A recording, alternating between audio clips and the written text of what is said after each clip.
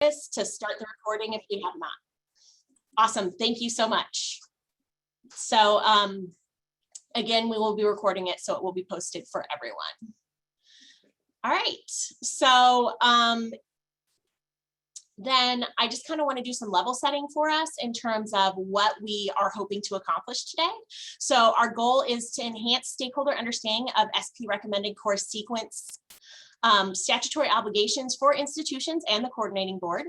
As Lori mentioned, this is our final piece of SB 25 that we're implementing. So we're going to go into some details about our progress and about what institutions should expect. So we will develop our shared understanding of those obligations and implementation with a focus on the recommended course sequence piece, including rules and the coordinating board guidance around those. We will review institutional obligation for reporting recommended course sequences and usage of the data to support ongoing analysis, tools, and resources for our students and other stakeholders. We're very excited to get this data because it will allow us to do some reporting and analysis we haven't been able to provide in the past. We will hear about the lessons learned and student benefits from our institutional partners who are doing their related work. And then we will provide an opportunity for you to ask additional questions about the SB 25 recommended course sequence obligation. As Lori mentioned, we have already previously done a webinar, and much of the content here has been developed in response to questions that came out of that. And we will be getting into those details. So with that, I am going to hand it over to Stacy Silverman to walk us through the legislative requirements and policy guidance. Thank you so much, Elizabeth, and it's great to be with everyone this afternoon. I'm Stacy Silverman, Assistant Commissioner of Academic and Health Affairs. Unfortunately, Deputy Commissioner Ray Martinez is unable to join us today due to some immediate family health issues, but he wanted me to extend his appreciation to you for the work that you all do every day at your institutions. So improving transfer continues to be a priority for the Commissioner and the agency. One of the key strategies outlined in the 60 by 30 text plan is the need to streamline and coordinate transfer pathways between two-year colleges and four-year universities. In practice, semester credit hours are unfortunately often stranded at the point of transfer, resulting in frustration and extra costs for students. With the student success and fiscal responsibility top of mind, legislators during the 86th Texas legislative session passed Senate Bill 25, and it has many statutory requirements that will benefit students, including a report on non-transferable credit and the creation of an option for students to be considered for admissions into degree programs at other institutions if they're not admitted into their preferred institution, and of course, recommended course sequencing. The collection of recommended course sequences will benefit stakeholders, including students and families, institutions of higher education, and policymakers. For students and families, course sequences will provide clarity and transparency and clearly identify at least one efficient, timely path for completing a higher education credential. For institutions, course sequences will provide actionable data to facilitate student success and target advising efforts. By incorporating recommended course sequencing, the coordinating board will be able to provide insightful tools and reporting for students, institutions, policymakers, researchers, and other stakeholders on the impact of transfer policies and practices. And before we delve into the recommended course sequences, I'd like to update you on where we are in terms of meeting the statutory obligations of Senate Bill 25. Specifically, SB 25 made important changes to facilitate transfer, foster academic credit, progress and credit, and improve timely graduation of students in higher education. So this slide shows the progress made so far on the statutory obligations of Senate Bill 25, which focused on transfer. The first, again, I mentioned previously, added a question to the Apply Texas application. And this allows an institution to share a student's application with other institutions that offer that same degree program if the student is not admitted to the initial institution's specific degree program. The next obligation is an institutional requirement to have students file degree plans earlier in their educational paths. For the first time freshmen, they file their degree plans when they complete 30 semester credit hours. And for dual credit students, they now file a degree plan upon completion of 15 semester credit hours. So this provision will help students understand what courses they need to complete and will help ensure that they take fewer courses that don't apply to their major. The third obligation on this table is the study on core meta majors. The committee that helped develop the study met in fall 2020, and the report was submitted to the legislature in November. It's also posted on the coordinating board's website. And then the report on non-transferable credit was completed and submitted to the legislature on March 1st. This was the first data collection effort, and efforts are underway to improve and clarify reporting instructions for institutions. And the last obligation is related to collecting recommended course sequences, which is now in progress. Next slide, please, Elizabeth. So beginning this fall, institutions are required to develop one recommended course sequence for each undergraduate and degree program offered. A recommended course sequence must show how a student would progress through each certificate or degree program within 2 years for an associate's degree, 4 years for a baccalaureate degree, or a comparable time frame for an approved program that exceeds those hours.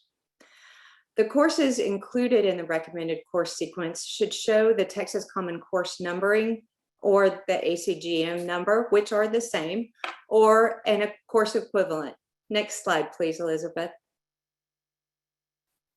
In addition, institutions are required to post the course sequences on their website and publish them in the course catalogs. Many institutional representatives have asked whether just posting their catalogs will satisfy this requirement. The law is pretty explicit. It states that the institution shall post the information in the catalog and on the internet website.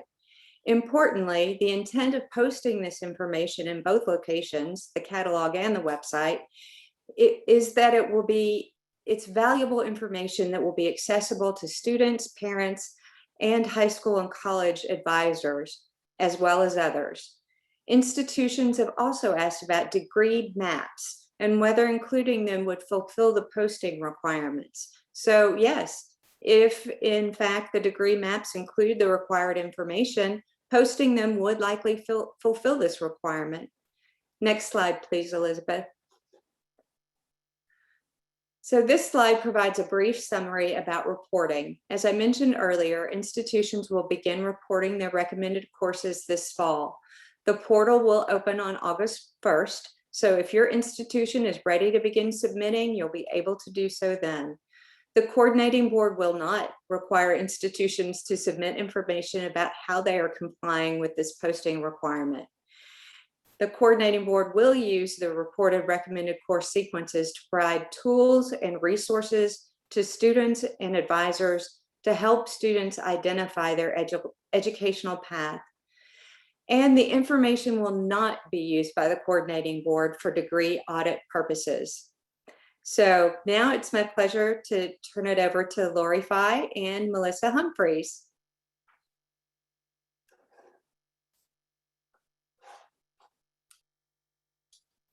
Of course, I'm going to start talking on mute in this situation, so forgive me for that. Good afternoon again, everyone. We wanted to spend a little bit of time talking about the benefits of recommended course sequence from not only from the agency's perspective, but also from the perspective of some of the conversations and engagement that we've had with many of you in the development of this template, and then Melissa Humphries will go more deeply into the reporting mechanisms. So next slide, please, Elizabeth. In addition to meeting the statutory requirements, reporting these course sequences will allow institutions in the recording and the coordinating board to reflect back important analysis and information on current student course taking and alignment with the recommended course sequences that are submitted by institutions. Analyzing this data will allow us to identify disparities in the student pipeline and help institutions examine its advising and other student-facing resources so that time and money, students are more efficient and effective in moving through their programs, and allow institutions to use their advising and other resources more judiciously.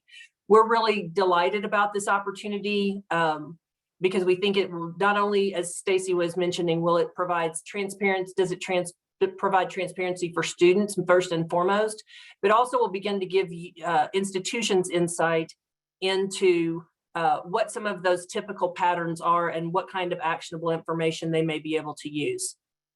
Next slide, for advising students. So these are some of the examples of uses of the information that will be reported by your institutions via the recommended course sequence data. These are very exciting new possibilities for us to provide back to you from the coordinating board, and have been we've been in discussion with many institutional representatives about what would be most valuable and how we could make this data of great benefit to you in making in furthering institutional analysis and making institutional resource decisions. Those include some of the things that you see here: comparisons by major to allow for greater cross-institutional insights. So institutions offering similar programs, how similar or different may their course sequences be? Comparison of recommended course sequence taking with what graduating students are actually taking. So how common are the recommended course sequence pathways, and what does that tell us about student course taking? Obviously, the analysis and overlap between core and program-specific requirements will also be of, we think, great value to institutions internally and across institutions. As you know, transfer, as Stacy stated, transfer and improving transfer is a significant focus of the commissioner, and so we're delighted to be able to provide this analysis based on this data as input to the deliberations of the newly launched Texas Transfer Advisory Committee to actually help understand or identify patterns and trends and potential pinch points along student pathways that we can begin to address and smooth so that students can move successfully through their programs. And then last but not least, there are a variety of tools that we think will be valuable to students and families as they start to understand what those pathways are and make choices about their most efficient path through. And with that, next slide, Elizabeth, and I'll turn it over to Melissa Humphries for a deeper dive on, oh, no, this isn't, sorry, wrong one. We did want to say, this has been a very concerted effort, and we've worked, we've attempted to be very diligent in our outreach and engagement with institution partners in the development of this course template in particular and the instructions. And so we just wanted to give you a flavor for the types of activities that we've undertaken since January to be sure that this exercise, that the resulting template and the instructions and the rules were reflected institution input and were manageable for institutions. So with that, I'll turn it over to Melissa and for a deep dive into the reporting process. Thank you, Lori. I'm Melissa Humphries. I'm Director of P16 Data Analytics and Research, and I'm going to go a little bit deeper into the reporting of the recommended course sequences. I tried to take note of a few of the questions I saw, so I will attempt to answer them as I go along. But first, I want to thank all of you for feedback that we've gotten throughout this process, because it has really helped us tighten this up and ensure that we'll be getting better information as we move forward. Also, and I believe it's linked in this PowerPoint, we've developed some FAQs, some specific FAQs based on feedback we've gotten and based on a lot of the frequently asked questions that you all have already sent us that address many of the things we're covering in this today, but also I encourage you all to go take a look at that. Again, I'll be hitting on a lot of the specific FAQs that have to do specifically with the reporting, but also there's some really good information about the legislative piece as well. So first, just to reiterate, there is a reporting requirement that is separate than what needs to be posted on your websites per SB 25. So even once you've gotten things organized in a way that meets the statute for the posting on your website, the reporting of recommended course sequences through an Excel sheet is separate and still must be done separately. Only one recommended course sequence is required per degree per program at the 6-digit SIP level. And we are focusing on all undergraduate degrees or certificate programs that are open for the 2021-2022 academic year. I will note, this is in the FAQs too, but I noticed a question about this.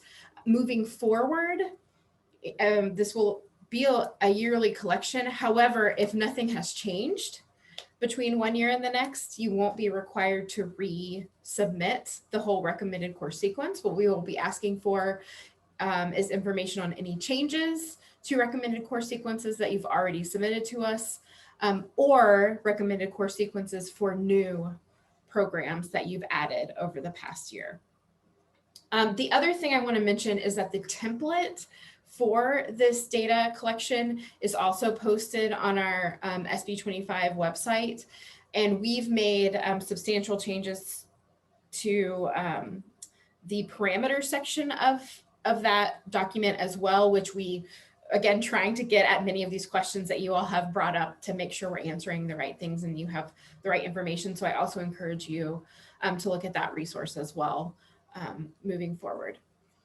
The other thing I want to mention is standalone upper division programs. So programs where students are admitted to just complete the final 2 years of a bachelor's degree. For this year's collection, we are only asking that these institutions report the courses that are part of that upper division program. So basically just those 2 years that they take to get that standalone upper division degree, that is all that needs to be reported in this recommended course sequence, not the prerequisites that a student is expected to come in with, just those 2 years that they are completing at your institution for that upper division degree. Some of the common questions we got and we developed a list of what you do not need to report to us for this collection. First of all, we know a lot of community and technical colleges already provide this information for the WECM inventory access and update portal. So if there is a degree program that is already there, you are not required to submit another recommended course sequence for that through this SB 25 collection. Also, you do not need to submit recommended course sequences for programs where a student is earning a master's and a bachelor's simultaneously. Field of study and core curriculum completion, even though that is something that is collected on our CBM reports on the 009, if you're a reporting person, you know what I'm talking about. That is not required to submit. You do not have to create and submit a recommended course sequence for this collection. And also no developmental education courses or interventions should be reported in these recommended course sequences, only the college level courses that are required. Next slide, please. So I want to go over some of the details of the actual submission process. Again, this is in the FAQ as well, but the fall 2021 data collection will be reported via Excel. And you can look at the templates that are posted on our website. Reports will be submitted via MoveIt. And what we will be doing is sending out a brief contact survey. I mean, it will be very brief. All you need to do is provide the information of the person who will be logging in and submitting this data to us, because they will receive the instructions and the login information to get to this MoveIt folder to submit the data for us. So look for that communication soon. We are going to send that out to the SB 25 contacts that we received earlier this year. But this is the person who will be the one logging in, putting the data in the folder for us to grab. And then also this will be the person, if we find issues just as we're pulling in that data, they will be the contact person for that.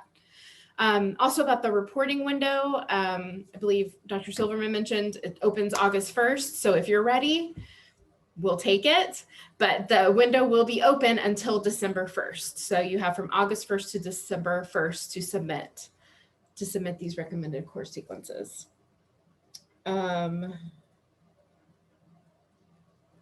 Next slide, please. Also, we wanted to go over a little bit about how the data will be processed on our end. So when we get your data, we will be merging it with some information we already have from you. For example, the field of study course flags, core curriculum course flags, and also TCCNS conversions. So this is information that we will be adding to what you provide us, so that on the other end of that, we want to make sure on your end you are checking those submissions, or where you give that information to us, make sure those are accurate, because that's what we will be using to merge with this RCS data. So for example, when you report your core curriculum information, that is what we will be using to add to the recommended course sequences.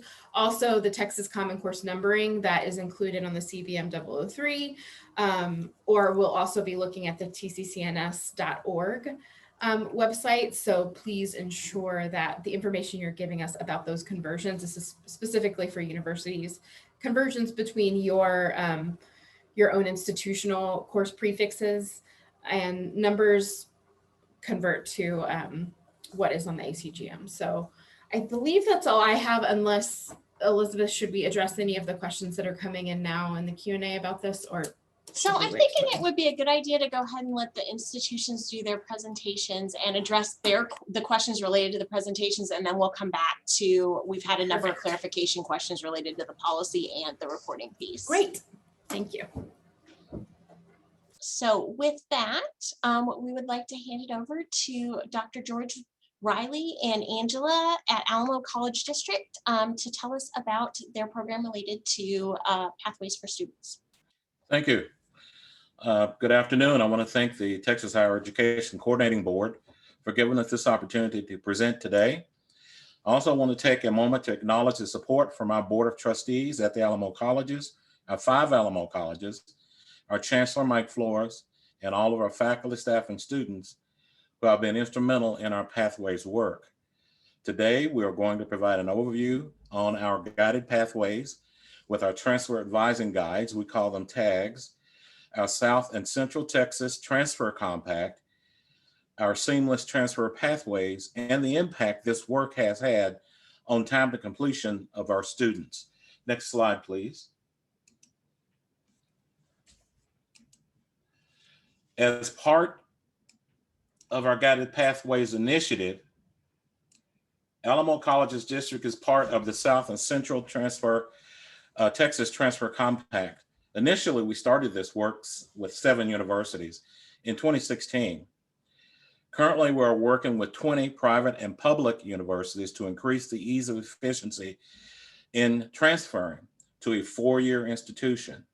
Part of this collaboration includes the creation and implementation of our transfer advising guides, tags, which provide a clear and concise 2-year course-by-course sequence mapping from the Alamo Colleges to the student's university of choice. In the next couple of slides, we will discuss how tags are used to help our students save time, money, while minimizing any loss of credit hours upon transfer.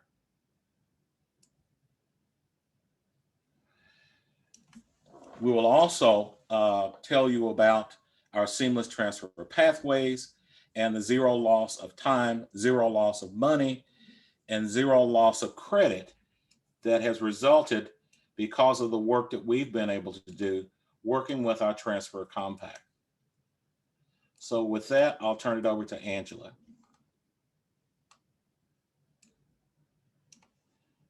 Next slide, please. Okay, so let's look at our journey. When we began with our guided pathways work, our data identified a need for change. If you look at the average time to associate degree in 2015, on average, it was taking our students 4.6 years to complete a 2-year degree, whereas the state average was at 4.4. If you fast forward to 2020, and with the implementation of two massive Alamo initiatives, both Alamo Advise and Alamo Institutes, with the creation of transfer advising guides, we are now averaging 3.76 years, whereas the state is averaging 3.9. We've almost been able to shave off one complete full year for time to degree completion. If we look at our average semester credit hours to associate's degree, again, in 2015, the state was averaging 91 hours for the 60-hour degree requirement. We were averaging 92 semester credit hours, again, for a 60-hour degree requirement. You fast forward to 2020, the state has decreased to 81 hours. Alamo Colleges is hovering around 79.4. That entails both native students and students who transfer to us who may or may not bring excessive amount of hours upon transfer. If we look at our native students, that population that begins and ends with us, they are averaging 65.4 semester credit hours for that 60-hour degree requirement. And that's a direct testament of our commitment of our faculty, our advisors, the chancellor, the colleges, the board of trustees, but more importantly, our students. Next slide, please. So what are our transfer advising guides? Our tags are a 2-year course-by-course crosswalk between the Alamo colleges and the student's university of choice. The primary purpose of a tag is to provide that student the clear and concise course sequencing roadmap so that they can see what's required with us, how it transfers to the university, how it applies. Does the university have any specific grade requirements, gateway courses, special admissions? Anything that the student needs to know before transferring is listed on our transfer advising guide. What you're seeing is a snippet. Typically, our transfer advising guides are 4 to 5 pages long. They include different informational pieces, just like I just listed. Transfer advising guides, transfer plans are not a new concept, but how we process our tags, how we create them, how we release them, and then they're added to our articulation agreements within our transfer compact is what's a little different on how we process these. I will tell you that when we were tasked to create tags, we were asked by our chancellor to focus on 3 primary areas. One, the most direct path. Make sure that students can get from one of our colleges to the university of choice in a timely manner. And with that, all transfer advising guides are built and formatted in a 2-year basis. They have 6 semesters. Secondly, most cost efficient for the student. With that, within the 6 semesters, we offer summer semester 3, summer semester 6. It's not mandated or required for the students to take summer courses, but the opportunity is there because our board passed the summer momentum plan, which allows students the opportunity to get 3 to 6 hours of free tuition in the summer, as long as they complete 18 to 24 hours during fall and spring. So we build that way. Students can always move quicker, move slower, depending on what they need. We already identify all the information that they need. Our process, I cannot tell you, oh, I'm so sorry. The third component area that they asked us to focus on was degree applicability. And that was the surprising component when we started our work. We were kind of dumbfounded with all the information that we were seeing on the excessive hours, on core not transferring as applicable to the 120, field of study not transferring as applicable to the 120. We had to have a conversation and understand as to what was going on, how could we help, how could we put a pathway where a student would be better prepared upon transfer. So with that, our process is very specific. I will tell you one of the learning items that we came across is that our faculty, everything begins and ends with our faculty. Without faculty support, you couldn't stand this up, right? So with faculty, initially they did our first round of the drafts. We then took that information and we crossed it against the verification of preliminary information. And what that means is we crossed it against Alamo assets, university assets, and then the state assets. And so what I'm talking about is we crossed it all information for all maps against ACGM, TCCNS, core curriculum, prereqs on our side, prereqs on their sides, course equivalency, you name it, we crossed it. And the reason why we do that is we want to be very specific. And when we meet with our university partners and sitting down with them saying, okay, This is what we're finding. This course, is it limited to a specific course per core, or is it in fact open core? Is field of study being substituted? How does it apply? These are the calculations that you'll see. Once we have those discussions with the universities, we brought it back to our colleges and had that discussion with the advisors and student feedback to make sure we were gaining and addressing all the information that they needed for these specific pathways. And so what you'll see, what's highlighted here is we go through, again, I won't go line by line, but what we'll go through is in semester one, I've highlighted some symbols. And what that is the 3 asterisks is notating that this is a milestone course. And so our faculty have identified in semester 1 and semester 2 milestone courses that if a student is struggling here, they're asking our advisors to intervene sooner as opposed to later, as this is early on and the courses only get more challenging. So that's the asterisk, and the symbol after it is a section symbol, and that's going to refer to your field of study. That lets the faculty, the student, anybody who looks at it know that we've crossed this against the field of study with the coordinating board. You'll also see on the right side that any symbol that we use, we list the definition and a link so that anybody's welcome to go and see this is how we crossed it, this is where it comes from, and this is how it aligns. Another difference that we offer on our tags is the applicable transfer credit hours section, and that's at the top right. It'll tell you how many hours we build and how many hours are actually transferring as degree applicable. So on this is an example of a seamless transfer pathway. We built to 72 college hours, which 72 will transfer and apply to criminal justice for Angela State University for the 2021 academic year. We'll list the notation for each university that we work with, what their maximum number of college transfer hours are. We'll also list that, oh, you know what, we've crossed this, you can still take an additional 6 hours of electives. This is available. And the reason why we know that is because when we map a transfer advising guides, we work in reverse.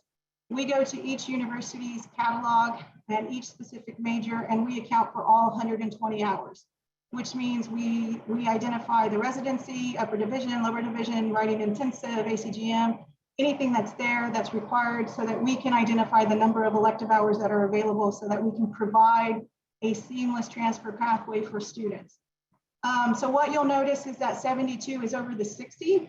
The way we build it is that within semesters 1 through 5 or 1 through 6, we complete the 60 hours that are needed for the degree requirements. So students can complete within that time frame. You can leave if you opt to, but you also have the potential or the ability to take an additional 12 to 18 hours at our tuition rate and have it transferred to Angela State in this example and apply to that degree.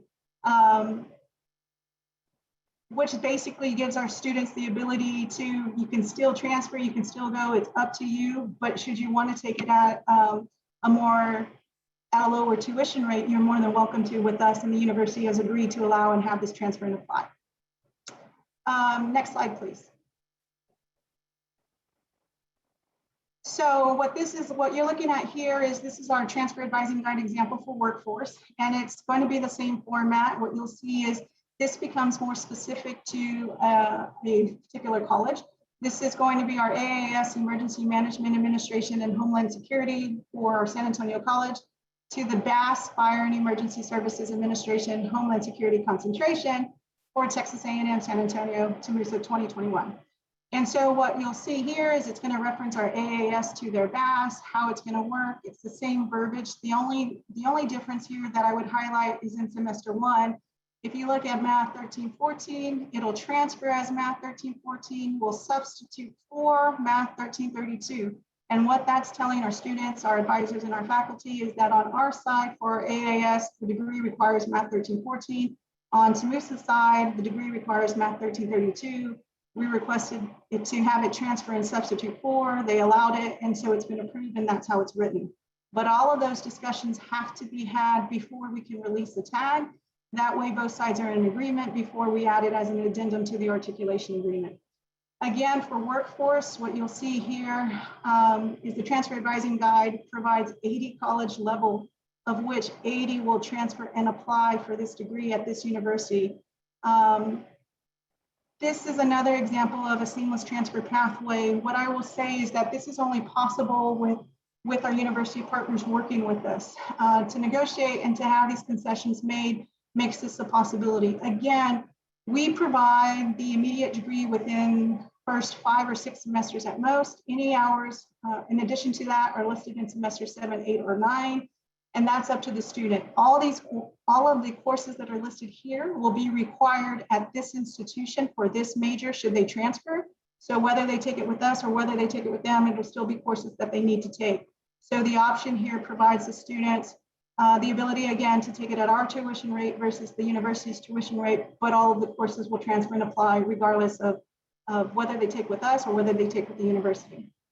So in regards to seamless transfer pathways, we have currently 1,038 transfer advising guides spanning over 17 to 20 different universities. With that, there are 14 specific universities within the transfer compact that we have seamless transfer pathways. And those, again, are the zero loss of time, zero loss of hours, zero loss of money. 514 seamless transfer pathways are available for students. And based on that, what we're able to see now in working with this, based off of a seamless transfer pathway, if students are looking to transfer to a public university within our transfer compact, the average savings for that 2-year frame is over $40,000. And if a student is looking to transfer to a private university within our transfer compact, the average savings now for that 2-year frame is over $65,000. Overall, if we looked at our student population, our transfer population for the academic year for 2020, and compared it to the seamless transfer pathways that we had available for the 14 universities that we had agreement for, then we are looking at a potential savings of over $374 million for our students who are transferring from one of our Alamo colleges to one of our universities within the transfer compact, based off of these course by course roadmaps.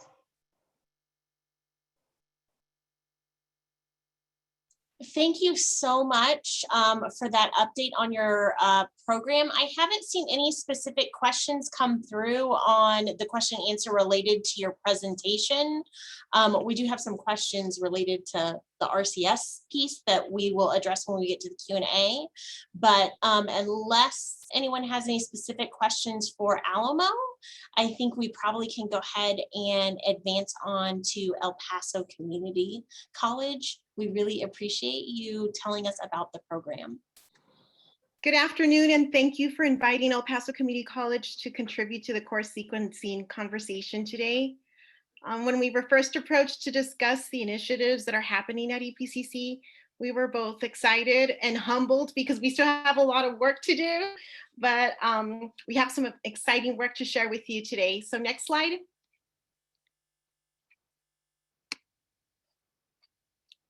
EPCC adopted 2 key initiatives less than a year apart. And although these 2 initiatives have had some challenges, they are meant to benefit our students. So it's been really great that we've had to kick off these 2 initiatives because together they've worked in helping students achieve their goals. In 2016, EPCC adopted guided pathways as part of a response to the National Completion Agenda, and most importantly, to provide students with clearly defined, coherent program pathways, and to help students with their academic and transfer goals. EPCC faculty and staff embraced the recommended course sequencing that came with guided pathways, and in the early stages of its implementation, faculty and staff hosted charrette-style planning activities to identify the courses that mattered to our 150+ degree plans. During this time, the curriculum committee at EPCC created a task force to create career clusters, also known as programs of study or meta majors, to organize these programs based on career and educational similarities, to bolster college persistence and completion, to reduce the number of courses that students don't need, so unneeded courses, and also to help decrease the number of undeclared or undecided students. So now we have 8 career clusters or meta majors. They're now programs of study or areas of study. Simultaneously, we also upgraded to DegreeWorks, a degree auditing software to work in tandem with guided pathways and to replace our former auditing system. Converting to this new software meant that we had to match all of our curriculum and course sequencing, much like Alamo College just shared with us today, across all platforms, including the software that we were replacing, which was CAP. We now have DegreeWorks, and we're a banner school. So we also had to update everything that was in the banner system. And then we had to update everything that's in our annual catalog, all of our internal files, all of our program maps, which were degree plans. In addition to working with our sister university, University of Texas at El Paso, to inform them of all of this that was happening so that we can start creating these clear transfer pathways. So the DegreeWorks task force was created in 2017, and it was led by the Admissions and Registration Executive Director, and it also included key personnel from admissions and registration, IT, counseling, and curriculum. The overall objective in implementing both the guided pathways and the DegreeWorks was to provide our students with accurate and seamless course sequencing. The one tool that we found valuable throughout these two projects was, in earnest, really the team and the historical knowledge that they possess. These two projects would have not been able to be tackled were it not for the team. The team that worked both on guided pathways and DegreeWorks shares a collective 75 plus years of institutional experience. So it is this homegrown tool that helped actualize both initiatives. Next slide, please.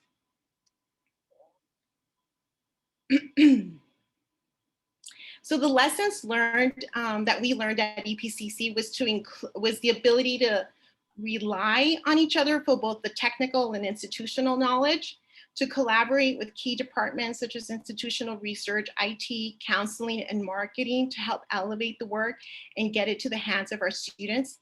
Most importantly, we learned to communicate and troubleshoot on the fly due to time constraints because we have other jobs outside of DegreeWorks and guided pathways. We held weekly check-ins to help us stay on track. And the heavy lift that we had in cleaning up all of the curriculum to identify the sequencing, so like the prerequisites, the co-requisites, if we were meeting the requirements from the coordinating board in terms of the ACGM or the WECA, to see if some of those courses that were being offered during the semesters were beneficial to students. Was there a lot of reading that involved in that semester, or was it very math heavy so that it would prohibit the student from completing? So we looked at all those factors and worked with our faculty. And then on top of that, we had to mirror all of our data systems across EPCC. So our recommendations are, our advice is, as you embark in course sequencing, is that you identify a resource group who can respond to inquiries or issues that are happening within the curriculum and the course sequencing. So this specific group can research the problem and serve as a point of contact for any issues that arise. By the same token, that same group can bring the issues forward to the work group and address if it's a bigger issue. And also another recommendation is that that one conducts quality and control checks across all systems to ensure that the information is accurate, and to set some time aside to meet and address these findings, to create a clear plan and work with counselors and advisors, faculty and staff, and ask them to contact the resource group if there's any issues that arise. This is also a really good time to look at the curriculum to see if it still stands true. There needs to be some changes that need to be made, some enhancements. If for those career and technical programs, are they meeting the workforce demands, the emerging fields? Are those courses still needed? Is that still information that is needing to be shared with the students? So this also sort of answers to a bigger question of, does the curriculum speak to the workforce needs and also the student needs? We also conducted trainings, curriculum and informational workshops, and we provided supplementary materials to coincide with the curriculum changes that were happening to enhance learning and comprehension for both the faculty and the staff. So we now send out like an annual summary of program changes to the faculty and staff, a crosswalk, and a newsletter that serves sort of as an infographic informing faculty and staff what's happening within the curriculum. What was real successful for us and what really helped was that we also had a curriculum moratorium.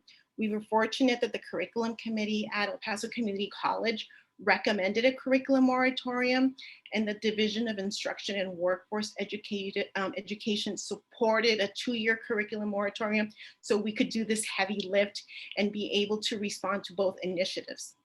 This really allowed for deliberate planning and for good course sequencing and mapping. The only curriculum changes that were allowed were from the advisory committee for DACUMs for accrediting state or federal agencies. Next slide.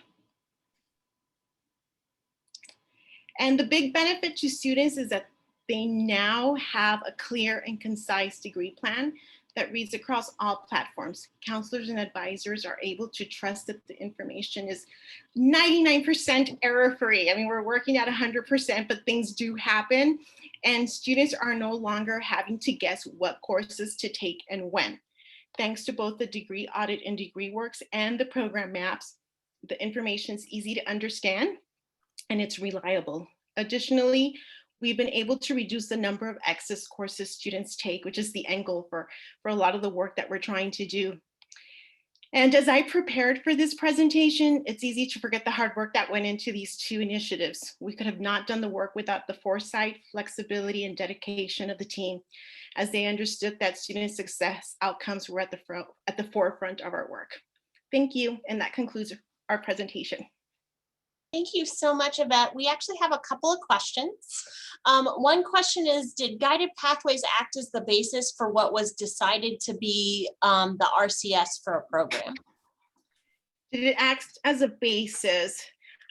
Yes and no. I think the institution very much understood that we needed to look at our curriculum, and guided pathways helped us do that. But I think the conversations were already happening beyond or before we implemented it. And then I know that the template hasn't been available that long, but we do have a question about how you intend to, or if you've already started to use the degree works to help you complete the recommended course sequence template for the coordinating board. Can you ask that again? I'm sorry. Yeah, okay. So I know that like we just provided the template in May to institutions, and different institutions are at different degrees of having worked with that. And the question is, how did you use, or how do you intend to use degree works to help you complete the template that's being required for recommended course sequence reporting? Question. So when we received the coordinating board's template, we said, we already have this template. We had already created something similar because of degree works. So someone in our department and a few others had developed a robust spreadsheet that we were able to feed into degree works. So and that also spreadsheet helps us with our guided pathways mapping. So that spreadsheet's going to help us with the course sequencing for the coordinating board. The only thing is that there's some things that we need to identify and address before we start converting the information over. But that will serve as a basis for the work that lays ahead. Great, thank you so much. Thank you. We really appreciate your time. And with that, it looks like that's all the questions we specifically have for EPCC. So I would like to invite UTEP to tell us about their programs. Very good. Thank you. Good afternoon. I'm Virginia Freide, and I serve as Vice Provost for Student Success. And in this role, one of my major responsibilities is to collaborate with faculty and colleagues across the university to develop transfer pathways for students entering UT El Paso from El Paso Community College. Joining me this afternoon is my colleague, Dr. Tony Bloom, who serves as Vice Provost for Curriculum and Effectiveness. And today we are excited to share only one of the many efforts that we have going on to improve pathways. And this is the development of 4-year degree maps that we have recently published. The maps are essentially flowcharts that illustrate the breakdown of courses semester by semester, including prerequisites and gateway courses. So students fully understand the road that they are about to embark on. Next slide, please. Just to set the stage a little bit for who we serve, you should know that we are a Hispanic serving research university. We enroll approximately 25,000 students. Our student body also, there's a high concentration of transfer students who come to UT El Paso. 46% of students enter as transfer. And by the time students graduate, all students, 71% of our graduates actually have some transfer credit on their transcript. The other important data point that I want to highlight is that we serve a student population that is 49% come from the lowest income quartile, and 36% actually come from households that have less than $20,000 of income annually. So the stakes for completing a college degree for our students are really high. And so creating these pathways are critical for our students. Next slide, please. So the work that went on to develop the four-year degree maps is truly the culmination of a lot of work from many people, especially faculty, department chairs, and colleagues, the curriculum office. I have to give a special shout out to Dr. Julie Rivera, who also just really rode hard on making sure that we were on task to complete the publication of these four-year degree maps. The process, I mean, to say it took a year-long process is a little bit of an understatement. It took a little bit longer, and there were many iterations and many conversations and a lot of back and forth of checking and rechecking and double checking whether we had the pathways correct. The tool that we use to essentially create the flow chart is a tool that's available to almost anyone, and it's the Draw.io from Microsoft 365. What we set out to accomplish when we developed these pathway degree maps, we wanted to make sure that we were making the prerequisites and gateway courses really explicit for students. Sometimes those details get buried. And for students who are unfamiliar with how to read or how to negotiate a degree map, those are important details that need to really be elevated. The other objective was that we really wanted to make sure that we clearly illustrated, not just for the student, but for the advisor, how the program would be achievable in 4 years. We often talk about a bachelor's being completed in 4 years. And if you're not really familiar with what it takes to do that, you need to the students really need to be informed, or they can really get lost in their journey as they complete that program. Lastly, the third thing that we wanted to make sure was that, I mean, at the end of the day, this is about improving outcomes, and especially time to degree for completion and post-graduation success. So we're very excited about this work. I think that this is going to really nicely set the foundation for the work that's ahead, and that we're actually already knee deep in doing with course sequencing. And so we're happy about that. So let me pause here. I'm going to turn it over to my colleague, Dr. Bloom, to share a little bit about what we've learned and what kind of advice we give to colleagues. Thank you. Hi, I'm Tony Bloom, and the curriculum office and assessment and accreditation and various things report to me.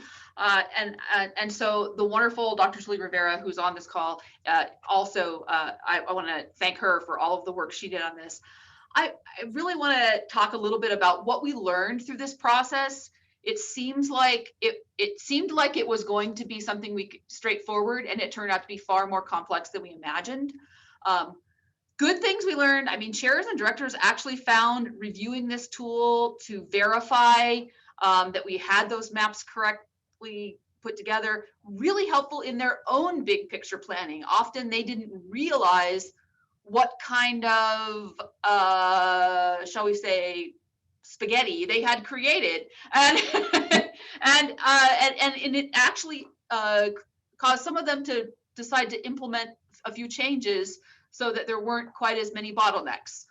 So they really did find it helpful as they were reviewing these things and updating them for us.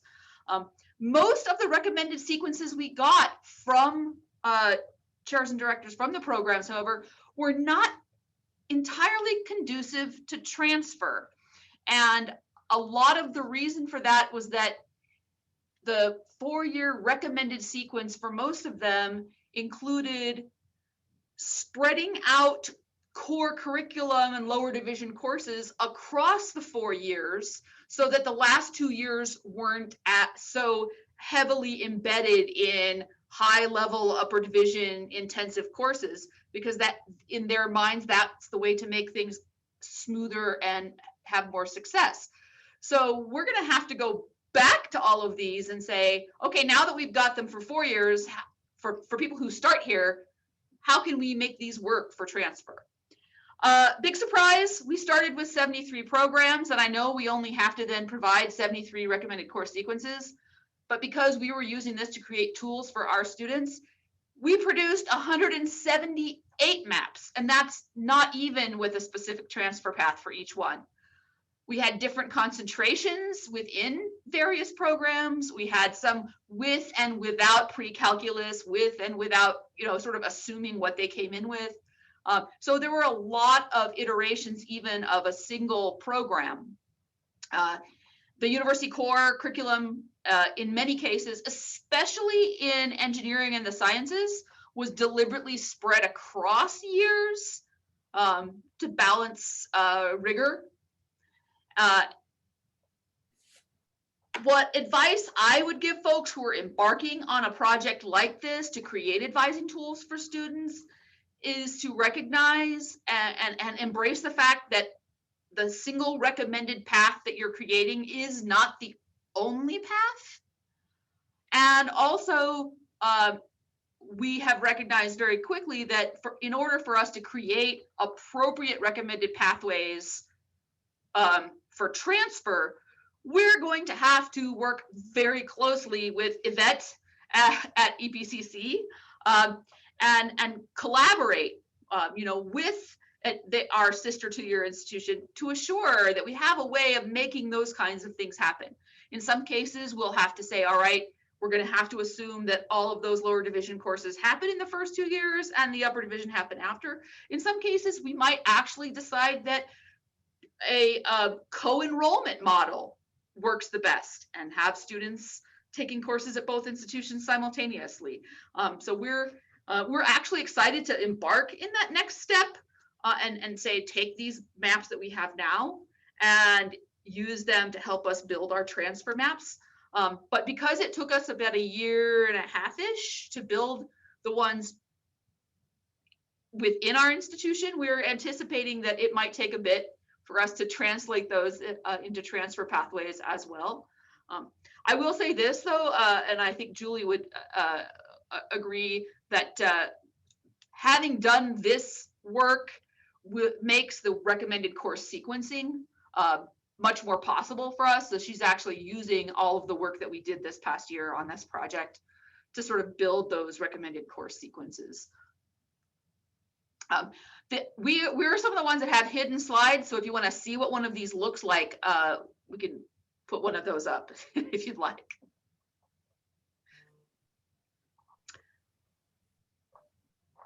So we thank you so much. We don't have any questions so far about this. We will definitely provide the slide deck that includes the hidden slides so y'all can see more details on this. We really appreciate you telling us about the hard work that you've been doing, and especially your surprises about how this morphed into more paths than you would have guessed once you embarked on that. So with that, unless there are any specific questions for UTEP, I think we will go ahead and move into the general Q&A. And once again, thank you all for presenting and telling us about your programs. And we will share the slide deck with hidden slides with everybody via the website so that you have a chance to see more information about this.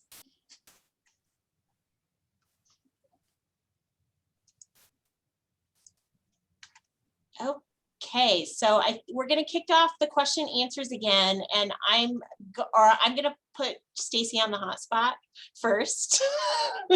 And it seems like we have had a number of questions about clarification on whether posting to your online catalog will meet the requirement for both posting to the website and posting to your catalog.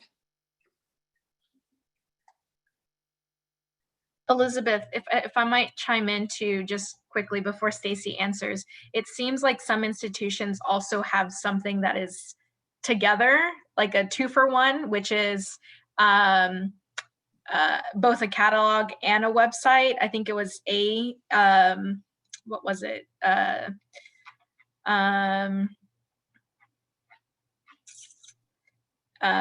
catalog.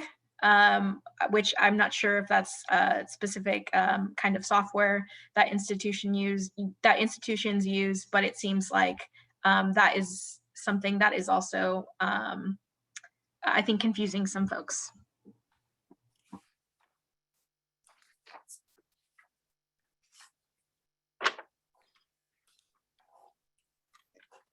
So I'll chime in and say, as long as, and I'm trying to find an example of one that's out there now, which is why I'm kind of scrambling around a bit.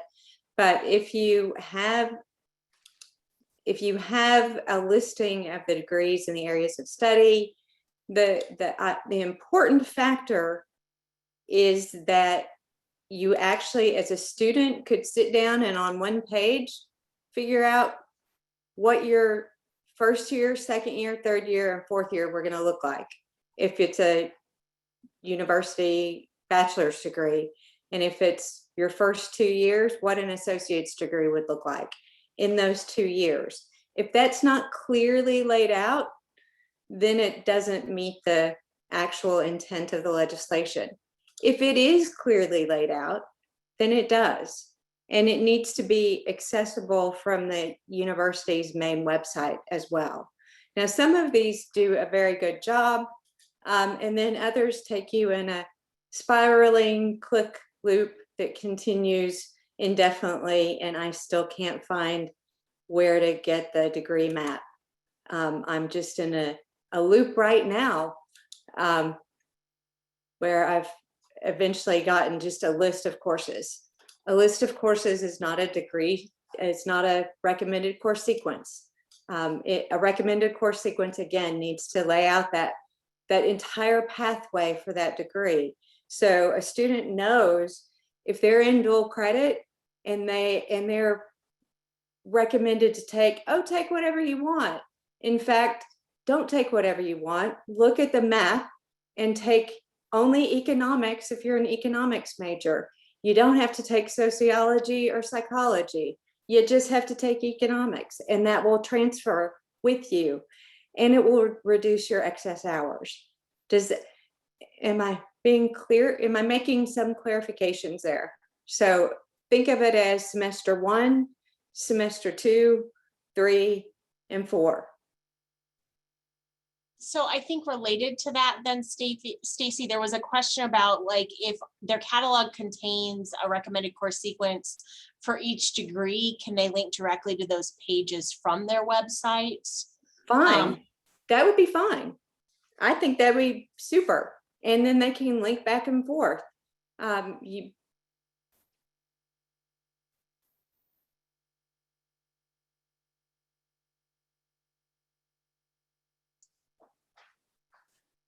So another question related to the posting of the recommended course sequences is we have a question about for reporting to the coordinating board, there is a window that goes up until December 1 for submission. However, there's a question about publishing in their catalogs and when they're expected to do that. So some of them, for example, have already published a catalog and won't have another one coming out until 2022-23. So are they expected to revise the 21-22 catalog? And if so, is that the same December 1st date?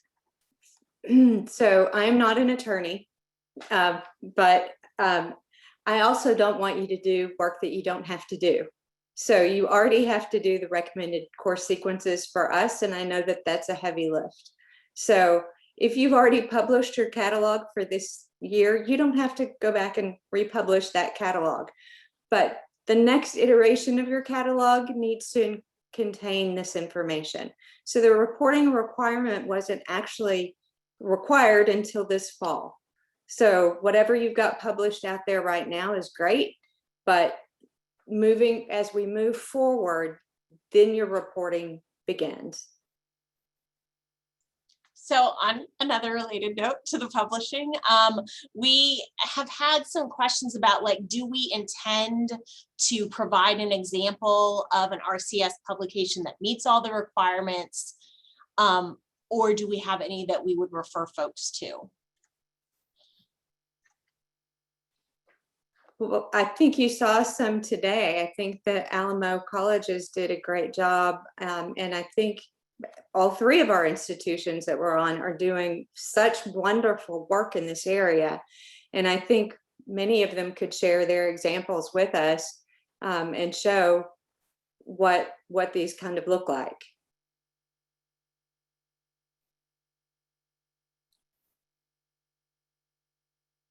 And our template is going to, I mean, you all have access to our template already, so you know what's going to be loaded into those different, into the spreadsheet this year, unfortunately. But, you know, moving forward, we're doing a great job at trying to modernize our data collection effort.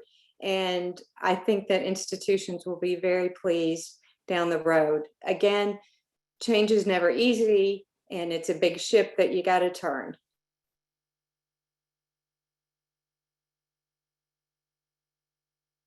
Oops, sorry, Christina, did you notice any other that are related to the catalog or posting that we should clarify further?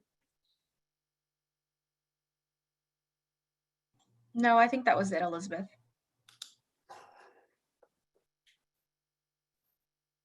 All right, so then I'm actually going to put you on the hot spot this time, Melissa. So we've had a number of different questions that seem to really be clarifying, like, how do I know what I'm supposed to include in my course sequence? And I thought it might be worth us just clarifying again, like if you are a 2-year college, what is it you should be including and reporting in those recommended course sequences? If you are a 4-year, and if you are a 4-year that offers the upper division only, where it's just the final 2 years of a program, what should be included for reporting?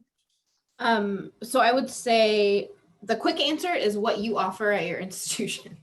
So for example, if you're a 2-year and you offer up to an associate's degree, you're writing the recommended course sequence for an associate's degree, it's all the courses to complete that.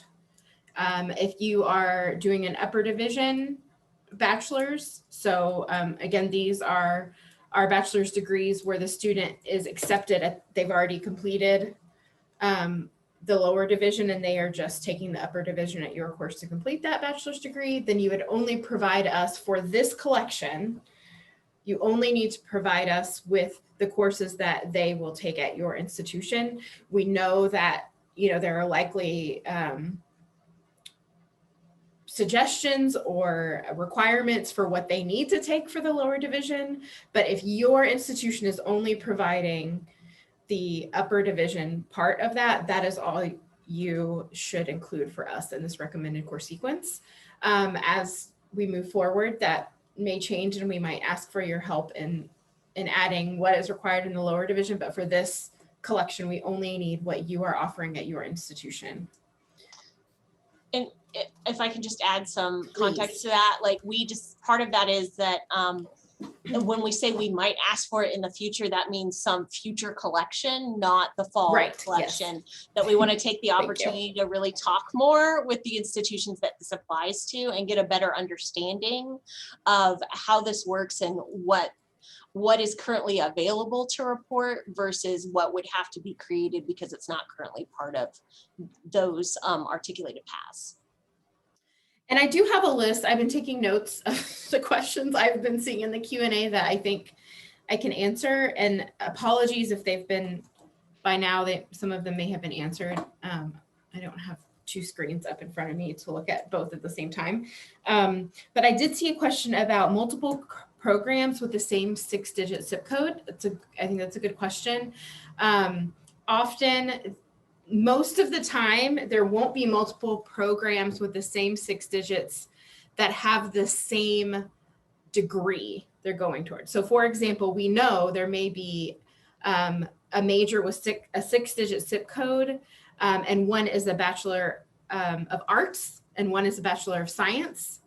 So you would report to us those 2 different recommended course sequences, and we would know they were different because in the template, you have to tell us what the 6-digit zip is and what degree you're specifically referring to. So at 2 years, this could also be, you offer an associate's degree in a 6-digit zip program, but also a level 1 certificate. We will know they are different based on the degree. We'll be looking at the 6-digit zip and the degree level or the degree type that the course sequence refers to. There was a question about minors. So it looks like in some situations, there may be a student must complete a certain number of SCH that could go toward any minor. It's not a specific minor to that degree necessarily. That sounds like it could actually be solved through the reporting of groups on our template. And I would encourage you, there are a couple places to look at this. One is look at the template, which in the Q&A, I believe it's been linked a few times where we're talking about, but we have templates for how to do this, but also the last webinar we did, which is posted, it was recorded and posted. We did do some more specific focus on that part of reporting, but also we are happy to chat with you as you're going through this. And if there are things like that where you just would like some help with it, please reach out. But that specific situation seems like it could be best solved by reporting a group of courses. You say like any courses that fulfill a minor requirement could be a group, and you are able to put that in your recommended course sequence. So on a related note, yes, Melissa, I just wanted to add, so, I mean, we've also had people ask about like seeing what a completed academic program would look like.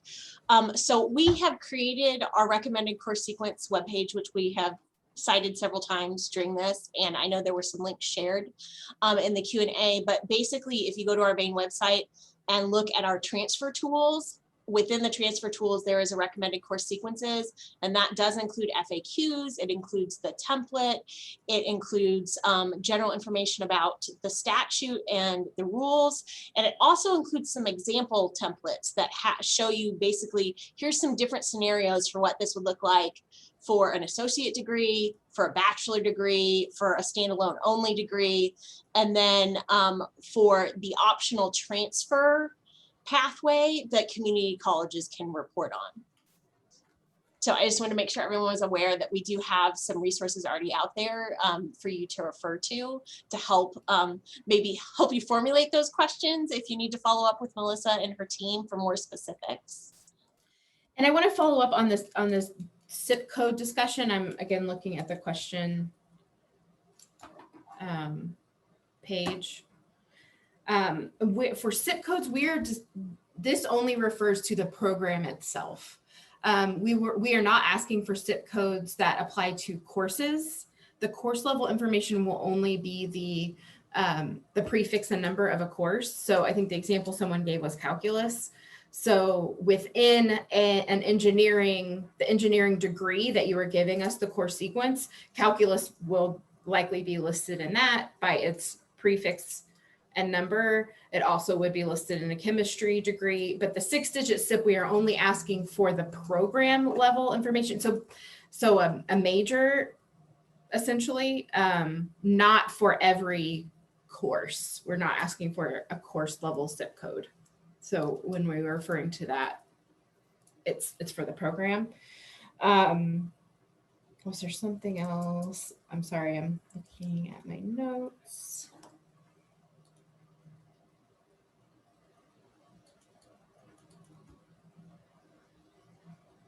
There's some questions about specifics of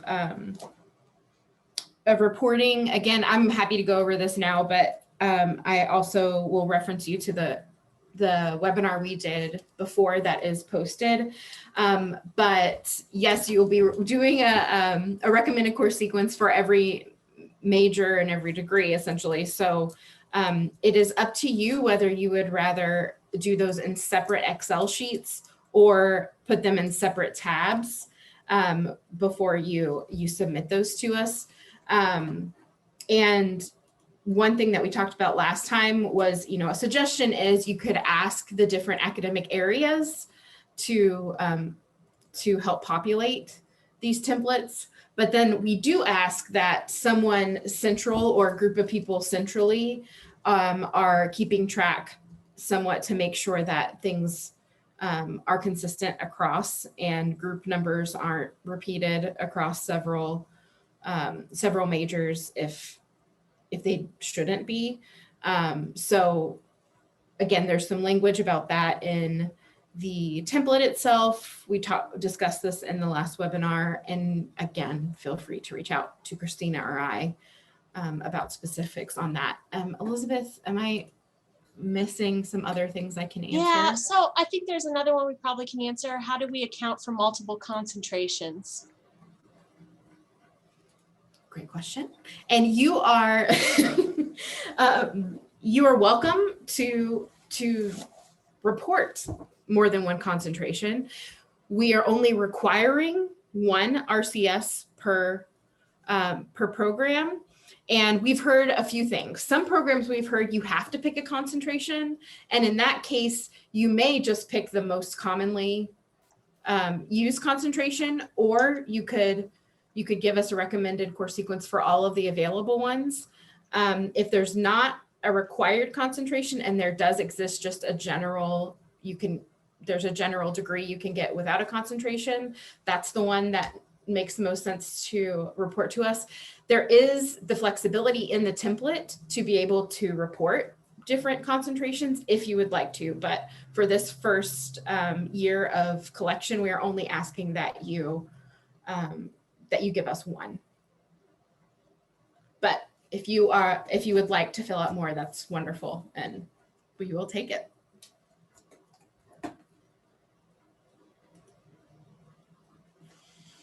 We also have another question I think we can answer. So are you wanting a running workbook of data, or it's split into separate worksheets by degree?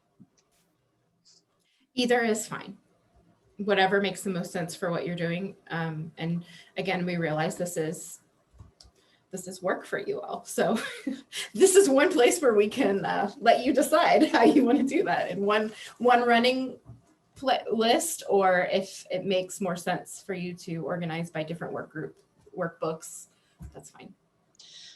We also have another question. If institution has both an associate's degree and a limited bachelor's degree, are the different templates for each to be used? So should they be using both the associate and the bachelor? If they are offering both. Yeah, they should be both reported as two separate course sequences. Yes, even if they're the same program, but one ends in associate's in an associate's degree and one ends in a bachelor's degree, you would give those full course sequences to us separately. It would be in the same template. Actually, the same template applies. It's just that you would give us the full course sequence for both degrees. So then we have another question about hidden prerequisites. So the question is, are hidden prerequisites reported? So example, Math 1420 is a degree requirement. However, you cannot take Math 1420 without first taking Math 1316. So in this case, would Math 1316 be reported as part of the sequence? And if so, like, what would that look like? Elizabeth, you might understand this question better than I do. Do you want to So answer it? Here's what I think the answer is. Okay, so basically it's that idea of, hey, Math 1316 isn't officially part of the recommended course sequence, but a student has to take it to take the Math 1420 that is required for the recommended course sequence. And so in that example, Math 1316 would be listed as a prerequisite for Math 1420 in the template, correct? Yes, and this is, now I get it, and very good question. And so it depends on if the Math 1316, so that prerequisite, if it counted toward the 120 degrees for the bachelor's degree, then it should be listed on its own. But if it's a prerequisite for the course that counts toward the total, then list it as a prerequisite. Okay. We also have a question about FOS. So they're asking for some clarification. Do FOS incorporated into associates need to be reported, and those that are standalone then do not? And if they do need to be reported, then what do we do about courses that are in multiple FOS, like calculus? So the standalone list of FOS does not need to be reported. We have that on our end, but you would put in, so if FOS is incorporated into a major, just put it in as part of the recommended course sequence. You need the full list of courses that add up to the total number of SEH needed. So yes, you would list that in the recommended course sequence. We don't need a separate reporting of just those FOS courses, if I'm interpreting this question correctly.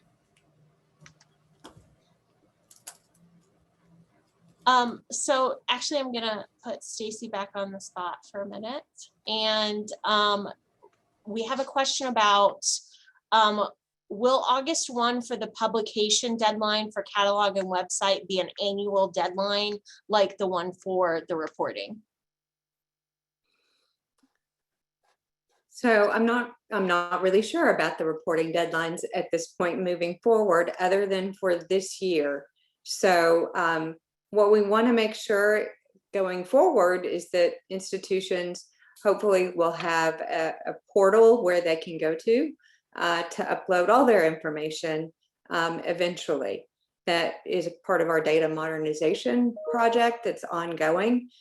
So we're really looking to upgrade how we collect data around the coordinating board. And I really feel like I'm not the right person. So I'm going to hand it back over to Elizabeth or Melissa. Yeah, no, Stacy, this was actually a question about the posting of the catalog and the recommended course sequence to their own institution. Oh, to your own, sorry.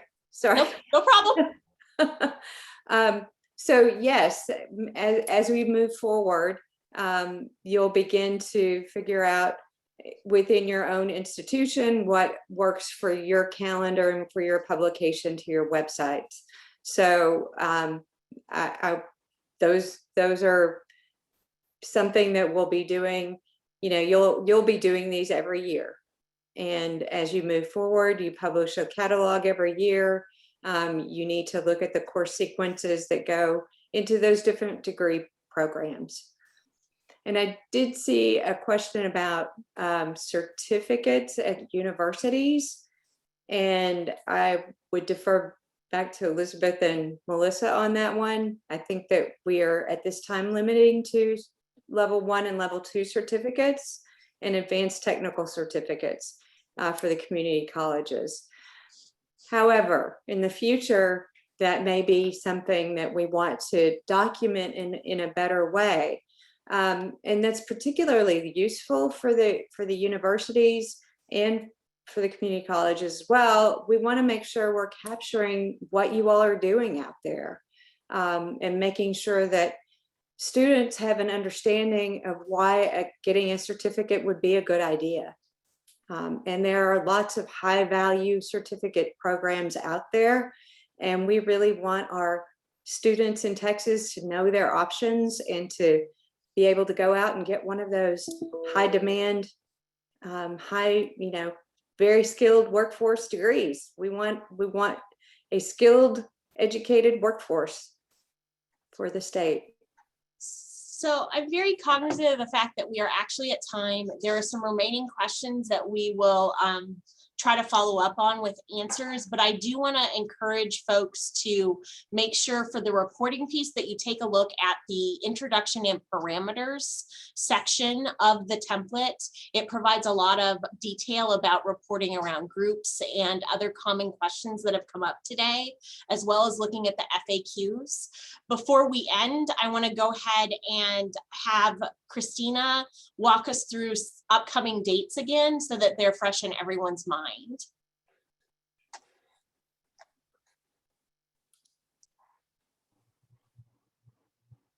Yes, and I know someone asked about dates, so here they are for you.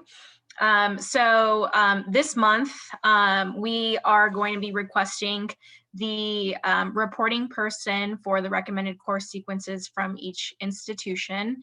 And this person, as I've answered in the chat, is going to be responsible for uploading all of the recommended course sequences across all of the departments and colleges within a specific institution.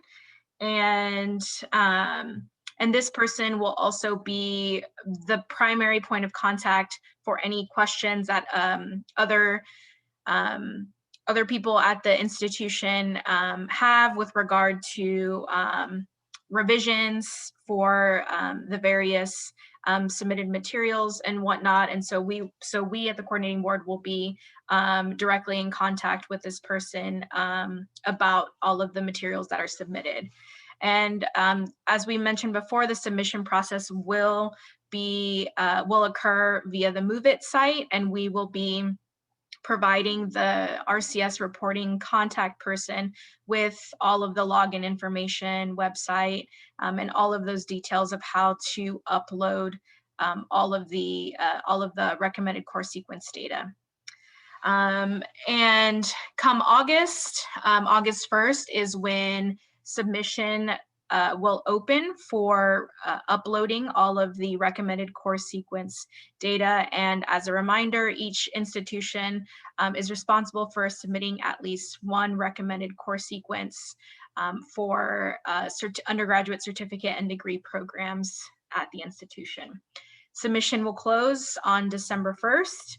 And in spring and summer of 2022, we plan on sharing back analyses with institutions and continuing to make changes and edits to the submission process in future years, as that will look a little bit different.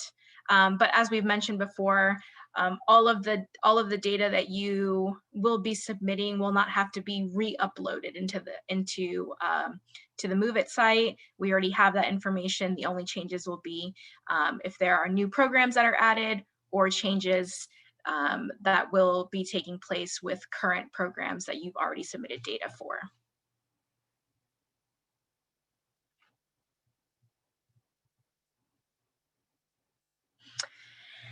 And next steps with regard to rules and statutory obligations. So July 16th, tomorrow, will be when the comment period closes for the proposed rules published in the Texas Register.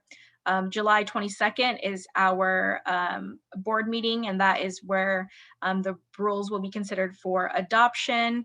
And on August 1st, as we've mentioned before, is the deadline for institutions publishing recommended course sequence data on their on the institution website.